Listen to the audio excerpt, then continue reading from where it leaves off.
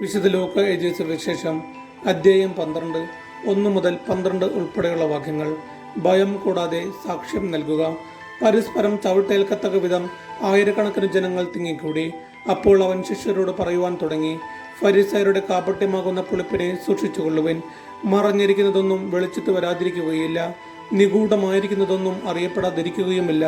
അതുകൊണ്ട് നിങ്ങൾ ഇരുട്ടത്ത് സംസാരിച്ചത് വെളിച്ചത്ത് കേൾക്കപ്പെടും, വീട്ടിൽ സ്വകാര്യ മുറികളിൽ വെച്ച് ചെവിയിൽ പറഞ്ഞത് പുരമുകളിൽ നിന്ന് പ്രഘോഷിക്കപ്പെടും.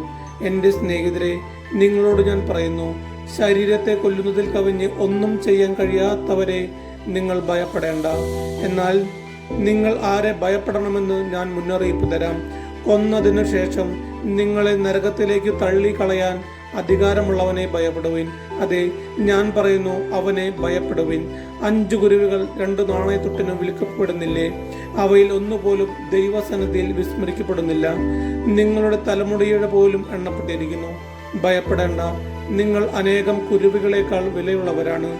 ഞാൻ നിങ്ങളോട് പറയുന്നു, മനുഷ്യരുടെ മുമ്പിൽ എന്നെ ഏറ്റുപറയുന്ന ഏതൊരുവനെയും ദൈവത്തിന്റെ ദൂതന്മാരുടെ മുമ്പിൽ മനുഷ്യപുത്രനും ഏറ്റുപറയും. മനുഷ്യരുടെ മുമ്പിൽ എന്നെ തള്ളിപ്പറയുന്നവൻ ദൈവത്തിന്റെ ദൂതന്മാരുടെ മുമ്പിലും തള്ളിപ്പറയപ്പെടും. മനുഷ്യപുത്രനെതിരായി സംസാരിക്കുന്നവനോട് ക്ഷമിക്കപ്പെടും, എന്നാൽ പരിശുദ്ധാത്മാവിനെതിരായി ദൂഷണം പറയുന്നവനോട് ക്ഷമിക്കപ്പെടുകയില്ല.